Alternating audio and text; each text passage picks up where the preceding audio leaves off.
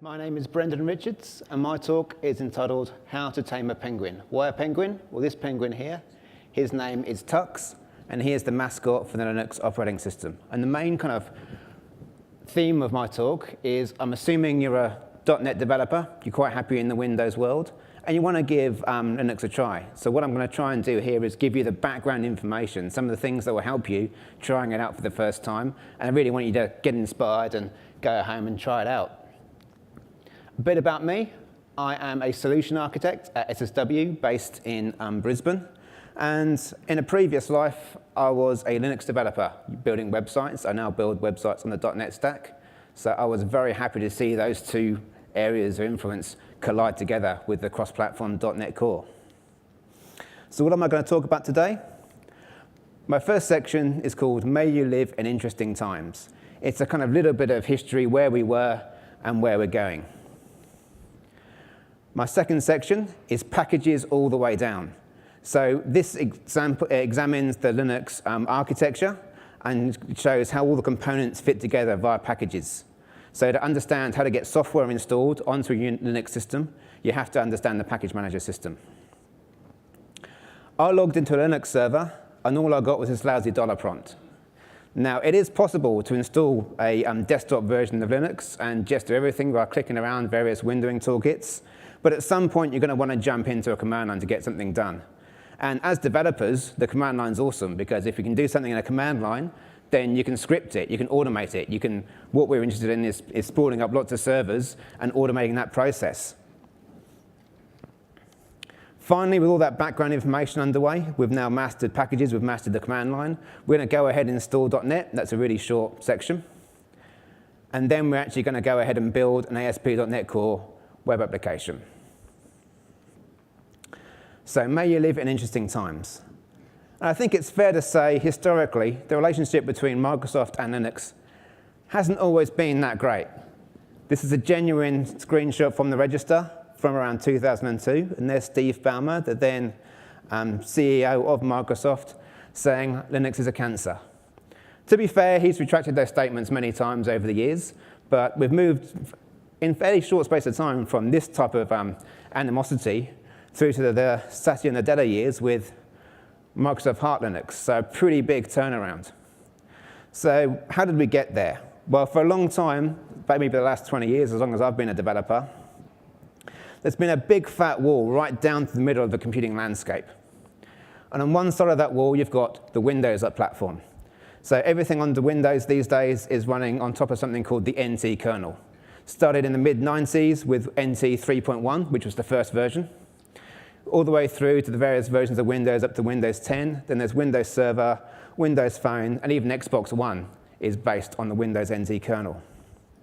On the other side of that wall, you've got anything that's a kind of Unix flavor.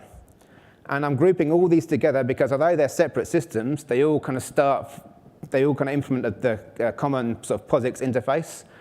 And they all kind of, there are enough similarities between them that to actually move software between things on this side of the wall is actually fairly simple.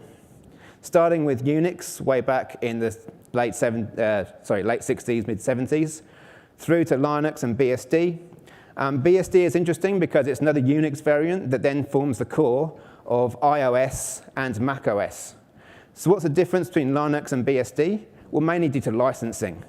The Linux licensing does not allow you to take that system and put it into proprietary software. The BSD license does, which is why the BSD sort of toolkit is what's inside iOS and macOS.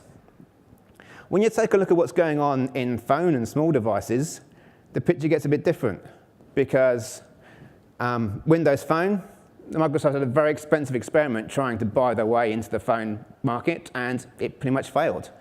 Which means right now, even in a conference full of Microsoft stack developers, there's a good chance, because of the phones, that there are more Unix-based operating systems in this room than there are Windows-based operating systems. Which I think means Microsoft can no longer rely on the dominance of the Windows platform. So they've done something about it, and they've done the best thing you can possibly do about it. They've released some awesome software. Starting with Microsoft, there's Azure. So with Azure, Can you imagine the antitrust problems they would have if they didn't allow Linux to run on Azure and it was just a Microsoft stack? So that's one story. But as soon as Azure came out, it's like, we don't care what software you run, as long as you run it with us. Then Xamarin. Xamarin's a very interesting story because Xamarin started with Mono. And Mono is about as open source a story as you can get. It's a complete clean room implementation of the .NET framework for open source. But because they'd built it for open source and for the Unix platform, it ran on phones, which meant when they added Xamarin on top of Mono and could run .NET code on phones, Microsoft realized, hey, they're doing a really cool thing. So finally, Microsoft came to their senses and now owns Xamarin. So they're now bringing all this stuff on board. .NET Core, we've gone through a very painful process with .NET where in order to become cross-platform, they had to rebuild the whole thing from the ground up. But that's now done. It's working and it's brilliant. Visual Studio Code, we love Visual Studio Code. It's getting better every single day. And this runs on Mac, Windows, and Linux. And finally, even SQL Server, so Hella's frozen over, even SQL Server is now running on a Linux platform. So that sounds great. How do I get hold of some Linux? Well, if you're a Microsoft dev, chances are you've got MSDN subscription, so you've got some Azure credits. Go and get yourself a VM and play with it that way on the Azure platform. Or you can just use some kind of virtualization software to run it on your own computer. This is what you'll be seeing a bit of today because you get a nice looking screen. But you've got VirtualBox, you've got Hyper-V, you've also got VMware. Docker is an amazing piece of technology, and I wish I had time to cover it as well in this talk. But what it means is you can very quickly bring up containers containing Linux. I work with some Mac guys now that do all their .NET development on Mac, and they have a Docker container running Linux to run their SQL server. So they can do their whole development experience just on a Mac without having to parallels or log into a virtual machine. Linux is pretty flexible. It can install on big machines or old hardware. So if you've got an old PC kicking around and not using it anymore, just format it and put Linux on and play with it that way. Or you can buy a very cheap Raspberry Pi computer and start playing with it there. And finally, you've got this awesome option, the Windows subsystem for Linux, that runs a whole binary compatible layer for Linux that you can run your Linux software on. So what's interesting here is there's been attempts to kind of boot Unix-style programs on Windows before, but this one is 100% binary compatible. So you take packages from the Ubuntu repositories and run them directly on top of Linux, directly on top of Windows. OK, packages all the way down. I'm going to start by talking about something called the UNIX philosophy. And this has been kind of expressed with these statements. Write programs that do one thing and do it well. Write programs to work together, and write programs to handle text streams, because that is a universal interface. So what you find when you follow this philosophy is you avoid reinventing the wheel. Someone's already written something that does this simple thing. You want to do a more complicated thing, then you'll use that simple thing and then add your own bits of functionality on it. You won't re-implement the whole thing. What that means is you'll see some commands running today that are unchanged since the 1970s because they did their job. Simple things like list what's in a folder or unzip a file. They've been around for years. Those commands are going to stick around. The next thing I'm talking about is the Unix architecture. And it's generally drawn this way. And I'm talking about Unix now as well as just Linux because this whole kind of ethos and architecture applies to all the different flavors of Unix. Of course, when you start talking iOS or Android, there's a whole new layer on top which actually runs your apps. But in the middle, you've got this thing called the kernel. So the kernel abstracts away all your hardware. It also is the system that knows how to run processes. The rest of the system interacts with the kernel via system calls. There's a specification for that called POSIX, which is what makes various flavors of Unix semi-compatible with each other. Sitting around this kernel is what's called the shell. That's our command line interface that we can use to actually run programs. Then around that are our actual applications and various libraries. So when we're talking about Linux, the actual Linux project, that is just the kernel. The project that Linus Torvalds works on is just this kernel in the middle. And the Linux project itself was created by a guy called Linus Torvalds back in 1991. You're probably using his software already because this guy also made Git. The reason he made Git was to make it easier to work on the Linux platform. The way Linux works is all changes, it's lots of developers, a huge code base, so all changes go through branches. That's the kind of basic unit of work. But all the existing source code control systems at the time didn't have very good and very efficient branching. So Linus wrote his own, and now we've all got Git, and it's amazing. So what made Linux so popular is, like, unlike all the previous versions of Unix, Linux ran on the by then ubiquitous Wintel platform, the 386 platform. So if you ever see a sort of die-hard, I hate Microsoft Linux guy, remind him that Linux wouldn't be popular if it wasn't for the Windows platform it ran on. So we've got a Linux kernel here, but that's not a whole system. Fortunately for everybody, when this was built, there was already an existing project that provided the rest. And this project is called GNU.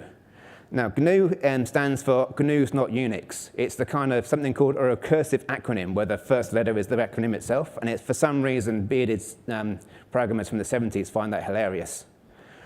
But the GNU project was started by a guy called Richard Stallman. Now, the story goes that he was working at a university, and they had a new printer. A new printer came in. Now, printers do two things. They print, and they jam. So obviously what you want is to print as much as possible and as jam as little as possible, because back in those days, you're walking down a corridor to get to the printer. And so if you've sent a print job, then go to get a coffee, come back, and it's not in your mailbox, you're going to have to go back and send the print job again and keep waiting. So, well, we've got this new printer. I'll do what I did with the old printer. What I'll do is I'll get the software, I'll tweak it a bit, and get it to send me a notification into my inbox every time it jams. So we can go and just unjam it. We'll have a sort of smooth print operation. But what happened is, unlike previously, the manufacturers of the printer hadn't given them source control files, source code files, to go with their printer. So he phoned them up and said, oh, can I have the source files, please? And for the first time, they said, no, that's our proprietary property. He became so angry that he founded the free software movement and the GPL public license and this GCC compiler as a result. So when you add the GCC compiler onto Linux, you then get the ability to make more software, and more software, and more software. So all the shells, the applications, a lot of the stuff you'll see today come from the GNU project. And then on top of that, we get everyone else, the huge unwashed hordes of open source developers. So all this software is sitting on various source code repositories all over the world, thousands and thousands of projects, all following this UNIX philosophy, which means they're small and do small things, and they have huge web of dependencies on other things.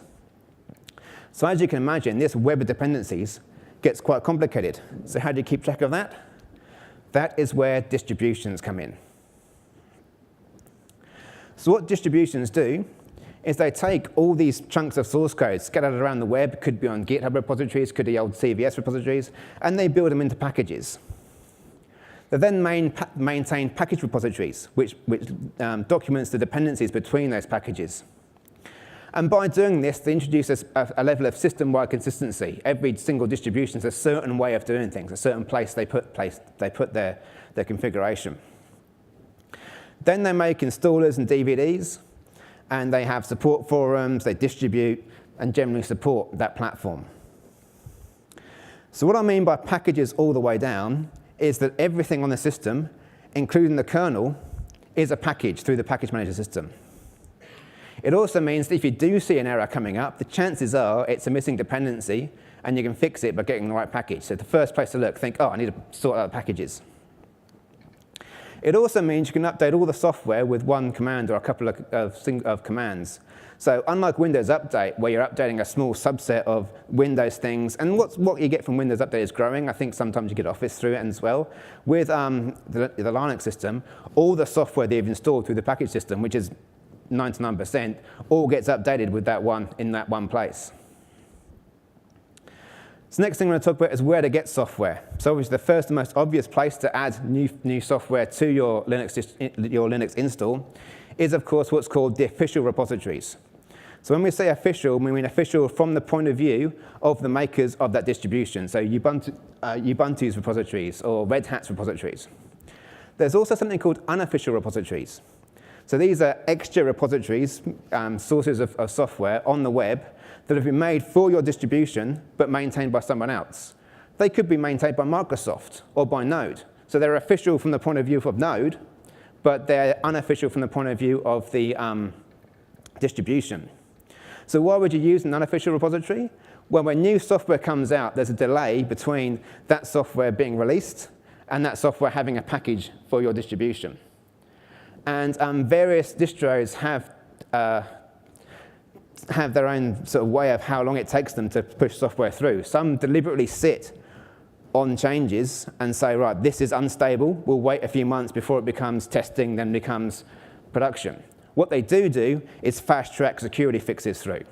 So fixes go through quickly, incremental changes, like the new version, they'll deliberately sit on it. So you've got a choice between really conservative distros like Debian, or really bleeding edge distros like Arch Linux. They'll put it straight away, but you don't want to do that with your server because something might break. The next choice you've got to make is you can get software through language package managers. Say you're using Node, you've got NPM, or say you're using .NET, you've got NuGet. So these are capable of downloading software onto a computer as well. So you generally get a choice. You can install some packages from the official repository source, or through these language package managers. So my general rule of thumb is if you've got a piece of software installed just because you're using it, like you're using some database GUI tool, and that comes from Java, but you're not working with Java, you just need Java to run this program you've downloaded, then just use the official repositories. Doesn't matter how up to date it is, as long as it boots that program. But if what you're working with is what you're doing, I'm building a Node web server, or I'm building a .NET web server, so I need the latest and greatest stuff, and I know what I'm doing with this, then that's when you switch to the unofficial repositories to get the latest and greatest, because that's the thing you're working with, so you need that to be up to date. Finally, some vendors will give you binary installers to install on Linux, but that's generally frowned upon by the Linux community. They want it to all work through their central package manager system. And finally, if you really can't find a package for something you want, you've always got the option of getting the code and compiling it yourself with GCC. Not as hard as it sounds, but I've not had to do it for about 20 years, so it's good to have that option there. So what this package system means is that Linux is hugely modular. You can have big or small distributions. Linux can run in many different places. And every component can be swapped out for alternatives. So there's multiple window managers. There's multiple boot sectors. There's about 50 different text editors. What that also means is for every single choice you can make, there's some kind of war online about which is best. So I've got this slide in here, not because it's particularly funny, but just how old it is. This animosity goes back decades. And it's also ridiculous because Vi is better.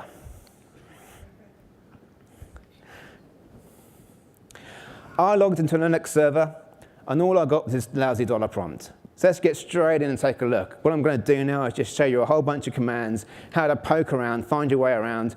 Don't expect you to remember everything, but just giving you the tools that will work to let us run the sort of last few sections of this talk. So here it is, a command prompt. Now it's important at this point not to have an existential crisis, but if you do, it knows who you are. So let's find out where I am. How to find that out? pwd means print working directory. I'm in a place called /home/Brendan. That's my home folder. If you want to look around me, ls is the equivalent of dir. And there we are. I've got some blue folders and a few files kicking around. If you want to find out a bit more about any of these commands, then man ls means manual. What this will do is give you what's called a man page. And this stuff is all searchable as well. And what you can find is for most switches, you get a kind of short version and a long version. So my rule of thumb is if I'm using a command that I know really well, and I'm just typing it out quickly, I'll use a short version. But if I'm running a script, so I want other people to read it, or it's an unfamiliar command, I use the long version. So now we've read the man page, we know we can get some more information by typing ls-al. And much more information about the files. Let's take you through a few things here. This block here is permissions. So you've got read, write, and execute for 3 users. Those users are the root user, which is the super user, a group, so everything can be assigned to a group, which is basically a group of users, or the actual owner itself. This section has the owner. I've got a user called Brendan and a group called Brendan. And this section here, I'm just highlighting that I've got a folder that I couldn't see before. The convention is if a folder starts with the name with a dot, it's hidden. This is used to store per user configuration. just in text files, just in my home folder. Now, you'll see this pattern more and more because we're getting more and more cross-platform software. So it's unlikely to see anything cross-platform deal with a registry to configure itself. So on Windows, say NuGet, for example, has a .NuGet folder somewhere in your home directory, I think under app roaming. So let's clear that. Next thing we're going to do is take a look around the root of the system and just kind of find our way there. So we'll cd/, cd is change directory, same as everywhere else. We'll have a look around and we can see a few folders here. So there are a few things I want to get across now, that when you're looking at this command line interface, there is no C drive. There's no registry. There's no command tools. There's no network control panel. What there is instead is every single thing in this system has a path somewhere under this slash. And when I mean everything, I mean everything. So let's take a look around. And the first thing I'm going to tell you is that talking drive, there's no C drive. So what we have is something called the root partition. One of your drive partitions is mapped up to this slash location. Then other drives are mounted to other locations under that slash partition. And the general rule of thumb is, by default, you'll put it somewhere under mount. But don't have to. You can put it anywhere. You can give it any path. So another thing to come away with is these paths generally resolve to a particular file on that root partition. But they don't have to. You can have things like symlinks, or you can have special files, or you can have files that have been mapped to a different disk. Slash root, that's the root user's home directory. And slash home, that's everyone else's home directories. etc is very important. As I said, there's no registry. All configuration for the system happens in text files. And these text files for the system-wide configuration go in this etc folder. And finally, the var contains variable runtime files. These are files that the system expects to change. So things like I've got log files, or if I'm running a database, the actual DB data files, they will go somewhere under this folder. There's a whole bunch of folders I'm not showing you, but to keep this short, these are the important ones you need to know about. Oh, a couple more things. Finally, we've got dev. Dev is interesting because this is actually your devices. Your devices themselves appear as nodes in this tree. So if you know the right bits to send to slash dev slash something, you can actually talk directly to your hardware. Then you've got proc. Proc is a virtual file system that tells you all about the running processes. So if you're running a program, it will have a file system entry under proc that can tell you all about that running process.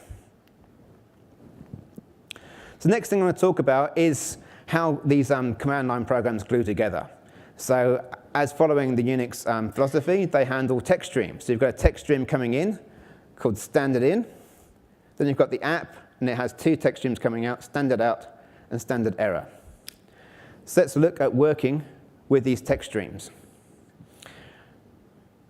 This is a simple program, echo. It's going to take the string I'll give it in the first command argument, and it's going to send it back to standard out. In this case, standard out is the command window itself. If I do a little arrow, redirects to a file, same as DOS.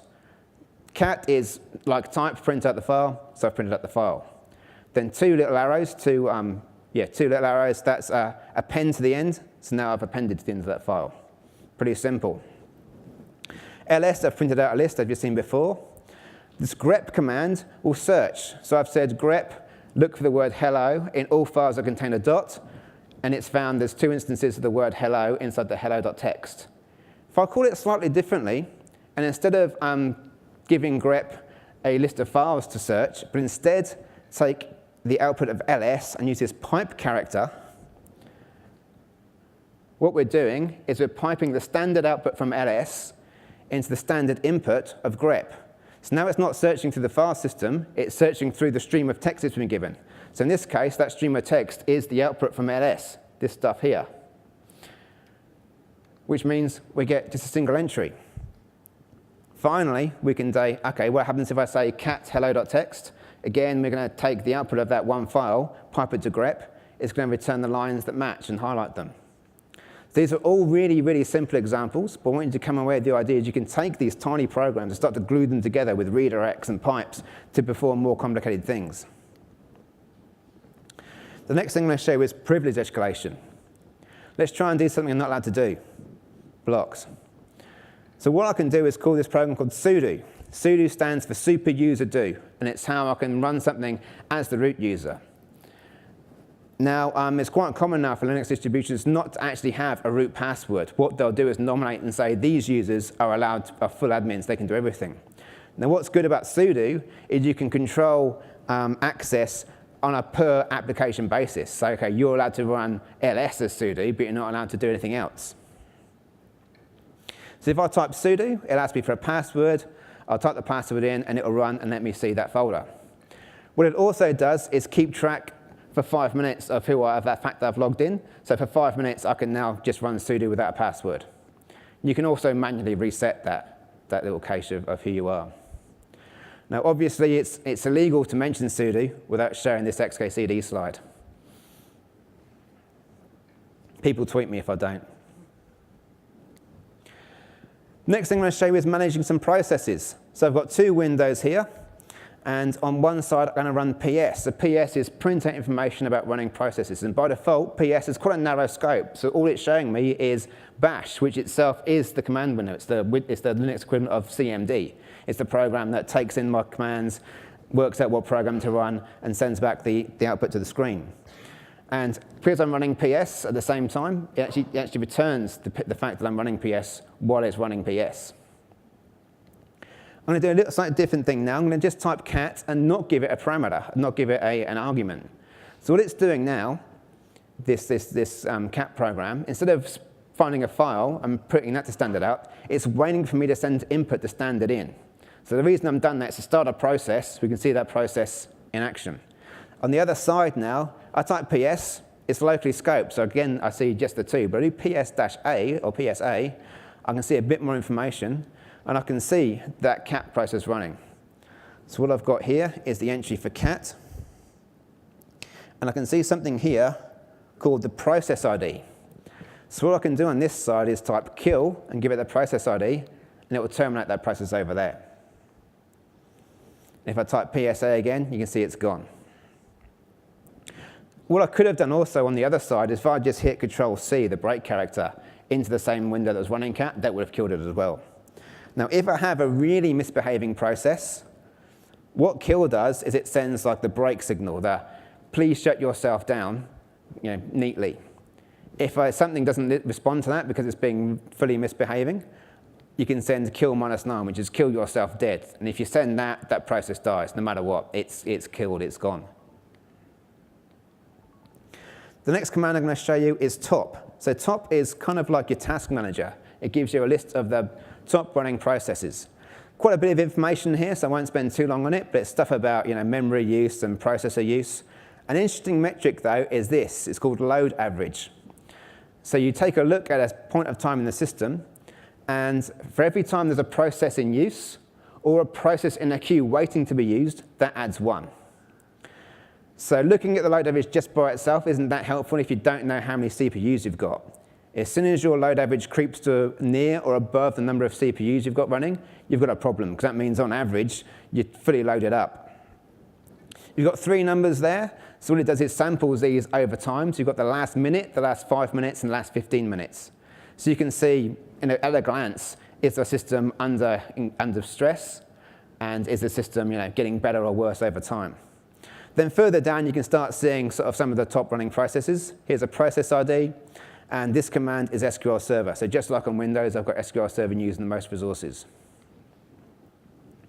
A quick comment on shell programs. We've talked about bash. So yeah, there's a program called bash. And if I type bash again, it looks like I've done nothing. But I'm actually now running is 2 copies of bash with the streams all joined together. I then exit to come back out. Now, if I do this, which you should never do, I get a shell. And I'm now logged in as root user on that shell. So I've kind of bypassed the thing. This is giving me, I'm now as root for until I exit. But you should probably never do that like I do all the time. Well, that's pretty simple, but you get some cool things coming up now because you can now do remote shells. So SSH opens a encrypted tunnel and then logs me into a server. And is now running a shell on a remote server. So anything I type executes and runs on that remote server, and the standard in and the standard out are then sent down through the SSH tunnel to my local terminal. And that's how you do all remoting access on a Linux system. Simple, but powerful and effective. The next thing I'm going to show you is package management, the most important way of getting your software in. And package management varies depending upon which distribution you're using. So I'm using Ubuntu. So Ubuntu is a Debian-based distribution, so the package manager there is called apt. So the first command I'm going to show you is apt-get update. There's two commands to keep clear in your mind. There's update and upgrade. In order to work efficiently, the package management system keeps a local cache of all the packages that are available. So apt-get update will update that cache, and off it goes. The next command is apt-get upgrade. Now I've done an update, I know about what's new. I type apt-get upgrade. It will then tell me, OK, I need to got some software to install. I'm going to download 119 megabytes. But after I've installed, 614 will be clear. So it's obviously replacing packages in place. I hit continue, off it goes. It will take from a minute to a few minutes, depending on how much you've got installed. I've got Chrome installed, which installs all the time. So there's always an update for Chrome coming through. And it's done. I can also use apt to find out a bit more about some programs. I'm going to show you a text program called Nano. I'm also passing it to a command called less that will just show me text one screen at a time. And I'll give you some information about that particular command. So all this is just there from the terminal waiting for you to search. I'm going to also do a search through the whole package repository and find something. So when I find a good text editor, I can do apt cache search. And as you can see, there are quite a few different text editors available in a Unix system. And by a few, I mean quite a few. OK. So what I'm just going to show you to do is install one really simple program. This program is called Nano. So you sudo apt-get install nano, done, type nano, I've got a text editor. The reason I'm showing you Nano and not Vi, although real programmers do use Vi, is unlike Vi, if you open up Nano and start typing, it just works. Unlike Vi. What happens in Vi is you open up the program and you're not in edit mode. So you start typing away and nothing's happening. About 4 or 5 keystrokes in, you'll either hit I or you'll hit O. So I will put you into insert mode, and they're common because they're vowels. So I in insert mode or O in overwrite mode, and suddenly you'll be able to start typing away. And you wonder what's going on. So Nano is a good one to start with because it's kind of pretty simple. You start typing, you hit control and some of these control counts at the bottom. You can exit, yes, I want to save. And it's done, I can cat, I've saved a file. So I've shown you quite a few commands now, and obviously I don't expect you to remember them all at first thing, but what I want you to do is get what's called a cheat sheet. So just print it out, put it next to your desk, and you can read through and keep up to date on commands. But you've also got this option. XKCD has you covered.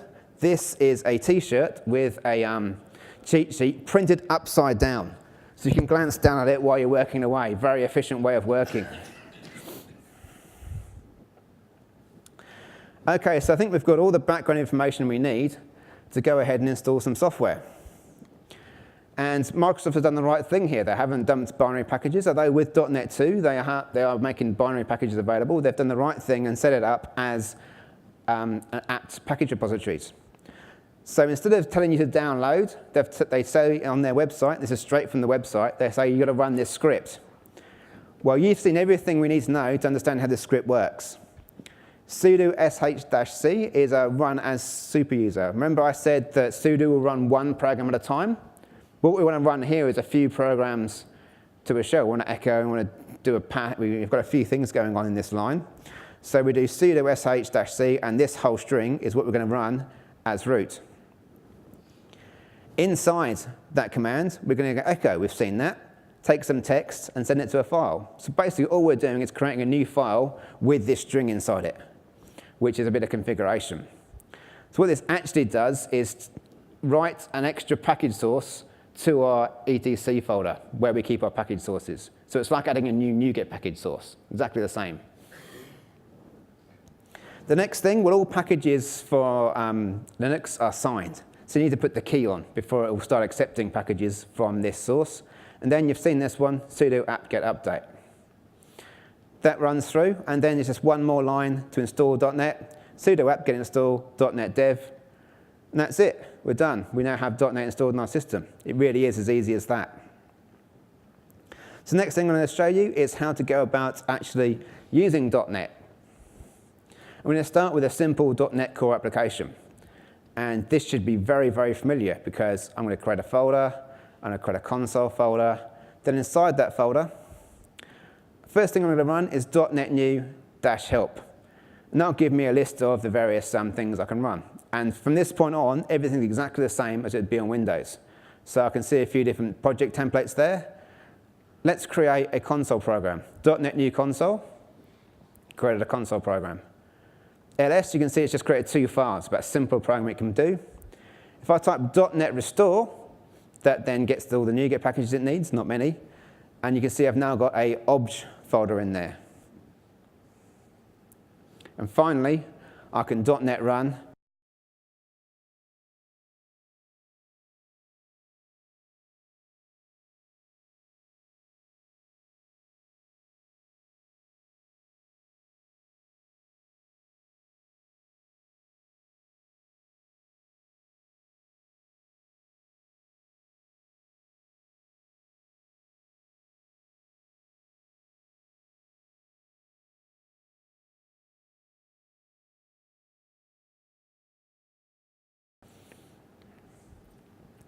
The next thing I'm going to show you is an ASP.NET Core MVC website.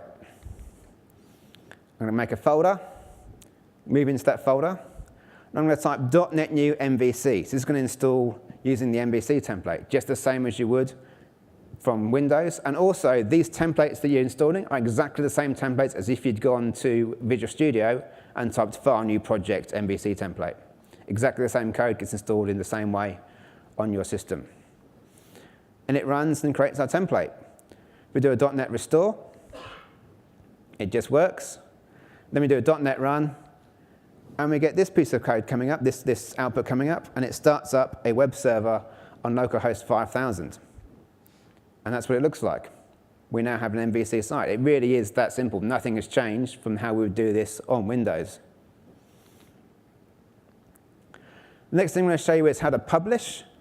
And again, all the stories are the same. .NET publish -c and give it an output folder, which we then do. We have now published that site. If you want to run a published site, you go to the published folder. And you can see now inside that published folder, I've got all my DLLs included in. So .NET run will not, to run an unpublished folder, you can use .NET run, and it will dynamically go and find the DLLs it needs. When you publish it, it's all there ready to go. If I want to execute that, I just type, instead of type .NET run, I just type .NET and then name the DLL that the publish created. And there it is, it's running again. And Control-C to shut it down.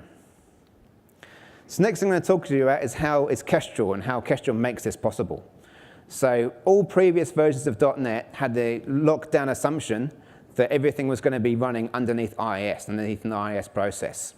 So in order to make those steps towards a non-IIS world, they've done a huge amount of work through OWIN and now with .NET Core to remove the dependency on IIS. So what we now have is something called Kestrel, which is a web server built into .NET. And Kestrel is pretty good. It's a small, fast web server directly written in .NET Core. And by fast, I mean very fast. There are some crazy optimization work going on inside there, and they're chasing benchmarks. And obviously, if you're running your code, chances are you'll write some code that makes it slower. But the pure, raw speed behavior of Kestrel is amazing. It's also fully cross-platform. It's an example of Windows not reinventing the wheel here, because when they wanted to build Kestrel, they saw there's this library called libuv, which Node.js is already running to make stuff work cross-platform. So they're based on the Kestrel, or the kind of networking layers, on that. In .NET Core 2, they have actually made that pluggable. So it still works with libuv, but that's a pluggable thing in case you want to do something else, or in the future run some other code to handle your networking. This all sounds great. There's one caveat. It's a very, very fast web server, but don't expose it directly to the internet. Now, I know this is fine. This is totally fine. But I can see that might cause you to pause and like, what's going on? And this is totally standard practice. If you ever run a Node server, or if you ever run a Ruby server or a Java server, it's just the way they do things now. So back in the old days, say with PHP, The way PHP works is you have what's called a module, and you put that module inside web servers, which means if there's a new web server coming out, you've got to write a new module for it. And so it gets complicated, and that module is then tied into that web server process. If the web server crashes, your thing crashes, or worse, if your thing crashes, you can crash the web server. So typically best practice these days is to do this. You have some kind of your code running web application, and in front of it you put what's called a reverse proxy server. And with that reverse proxy server, you use something like, say, IIS, Nginx, or Apache.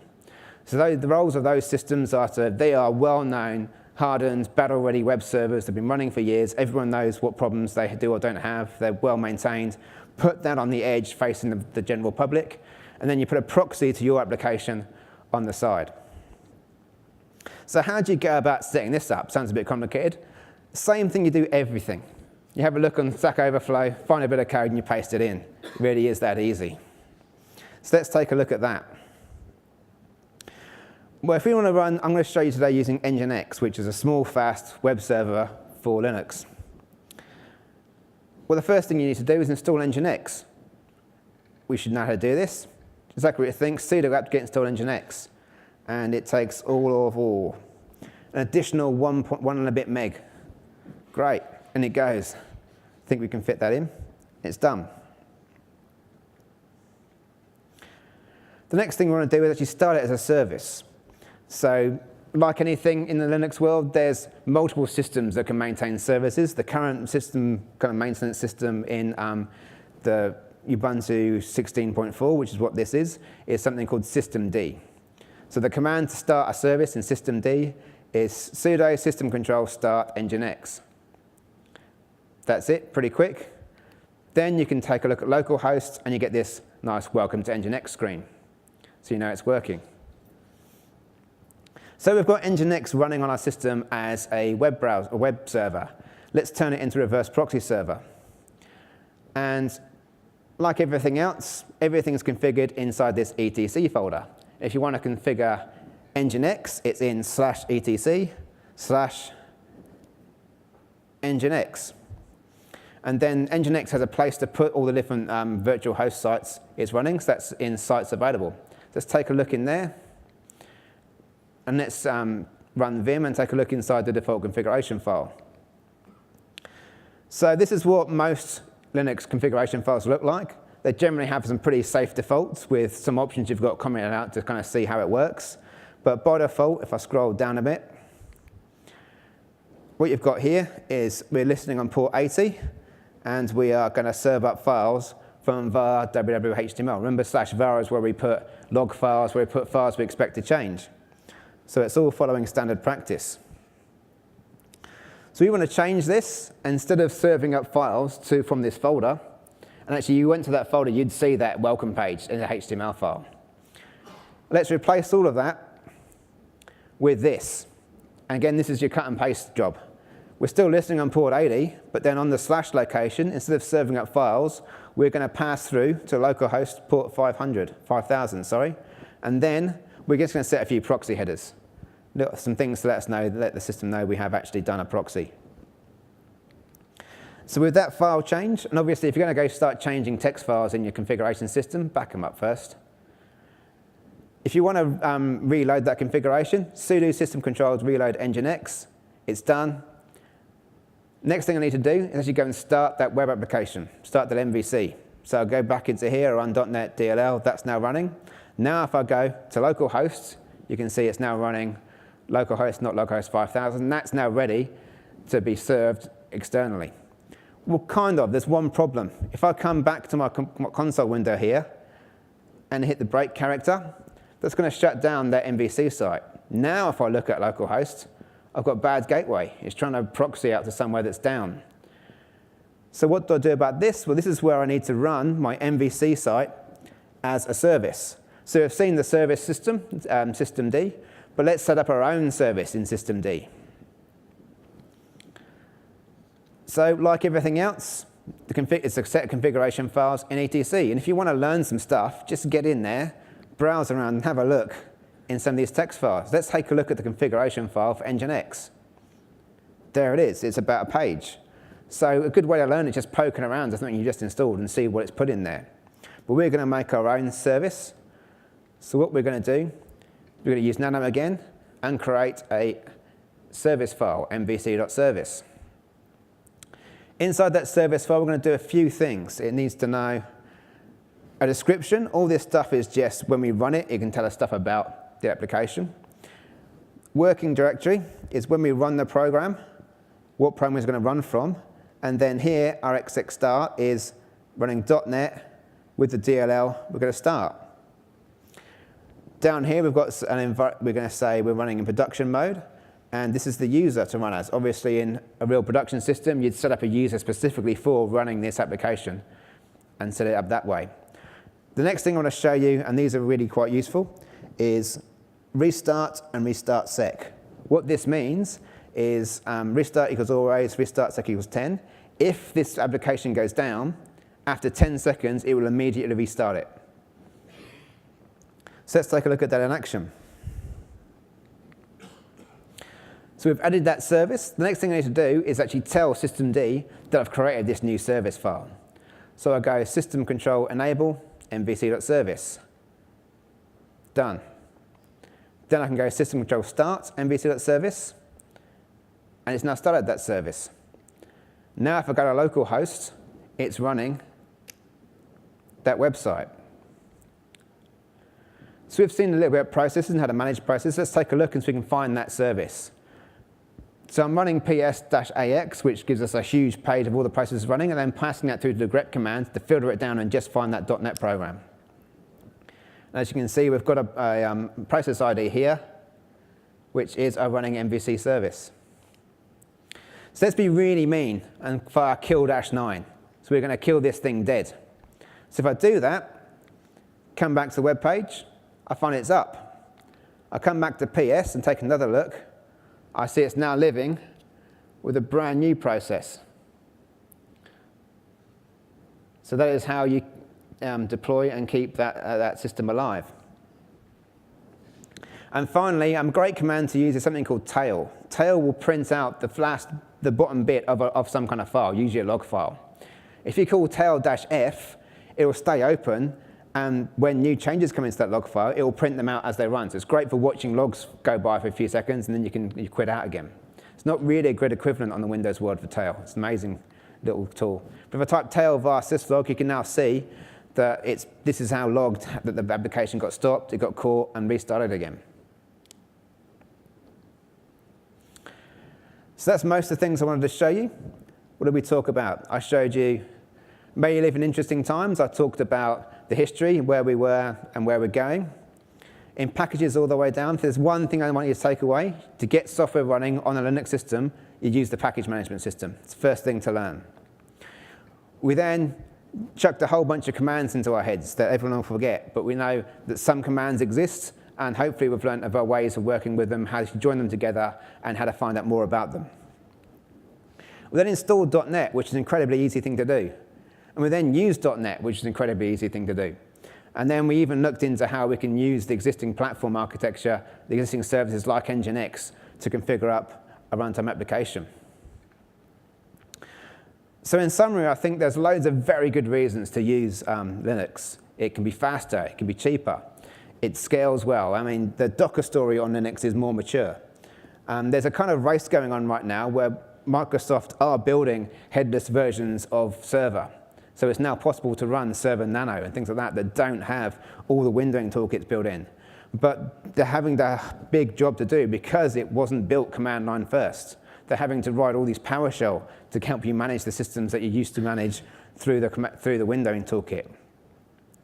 So loads of great versions to use Windows, to use Linux. But mine, I just love it. And hopefully if you take it, go home, give it a try, maybe you'll find something you like too. So thank you very much for listening.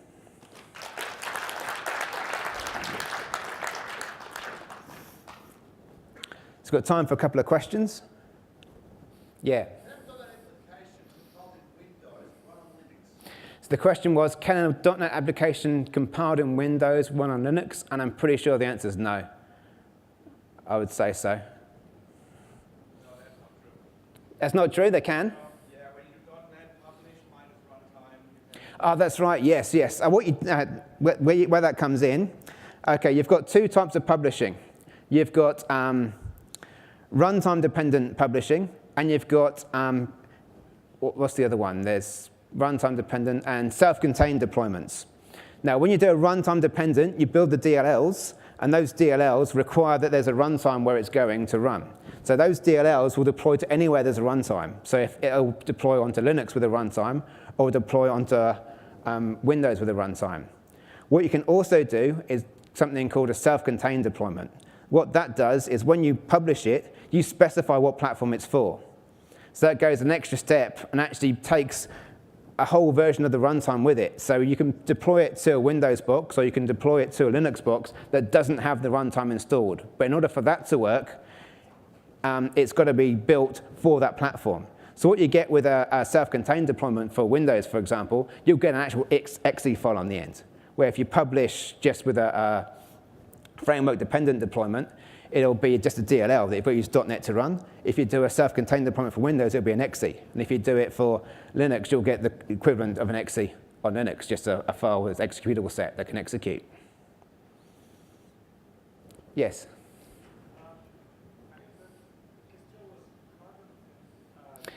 Yes, that is right. Yes, I did mean to say that. So there's been a lot of work recently to harden Kestrel for version 2. But my personal feeling right now is it's been hardened and released, but it was released this week. So I'm not going to start running a production service on a hardened system, no matter how well it's been hardened, on a system that was released this week. And it's so easy to set up a reverse proxy that I would still do that for quite a while until the hardened versions sort of proved itself. That's not saying I wouldn't in the future use the hardened version, because you might find at some point in the future that it becomes better. There's so much work, so much effort going in with very smart people making these things that, yeah, I'd say at some point in the future you might want to consider deploying Kestrel directly to the web. But right now, I'd still keep the proxy. Yes? Well, there's various sort of settings and like connection timeouts and tunings you can make to make sure that like misbehaving requests get dealt with in an appropriate way. So things like denial of DOS attacks, that kind of thing. A whole bunch of stuff. Damien Edwards did a great talk on it quite recently. Yes? With the reverse proxy approach, yep. Say, for example, port A to be redirected to a different website. So is it you want to host 2 or 3 websites on the same server? Yes, so what I showed you, the question was, say you want to host multiple websites on the same server. What I showed you was the simplest possible configuration where all traffic coming in on port 80 was always redirected out to port 5000. Now, generally, you might want to do something a bit smarter than that. Maybe you've got a whole bunch of static resources, so you don't want to send to a second resource. So you say, OK, for these paths, send them through. Or you can start doing name-based virtual hosting, or even SNI and HTTPS, and start running multiple sites. So that it comes into Nginx. Nginx then resolves which host it is and whether or not it's going to run. And then once it determines that virtual host, that's where the proxy will be for that. You don't have to proxy the whole thing. You can proxy subsets of the overall system.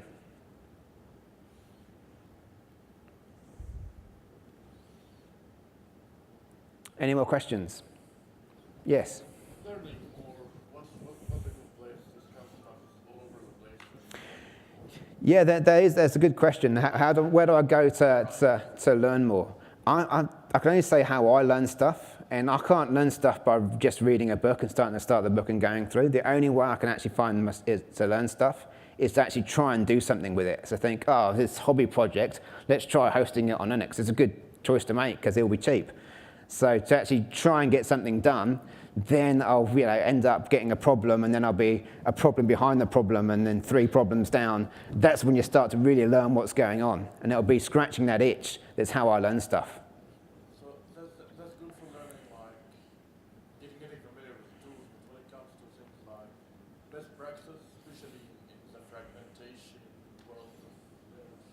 So best practices in the fragmentation world of Linux, yeah, that's pretty hard, and you just got to. I don't have a great answer for finding the best practice. Yeah, no, but it is an issue, because what you'll tend to find as well is, because it's such a kind of wild world out there, you'll see some very bad advice on Linux as well, very outdated advice. So it's worth fishing around multiple sources, like hit the forums, but Take a look at the date on some advice as well, because you'll see commands that worked 3 years ago but don't work today. Same as .NET. If you're looking for .NET Core advice, first thing you look at is the date, because if you cut and paste some code and it's from 6 months ago, chances are they've changed the interface since then. Yeah. How long till I get my beards? Yeah, no, I did. Apparently it's not compulsory. They try to tell me it is. See, well, I've got stickers as well, you see. If you've got stickers, you don't need a beard. Okay, thank you all.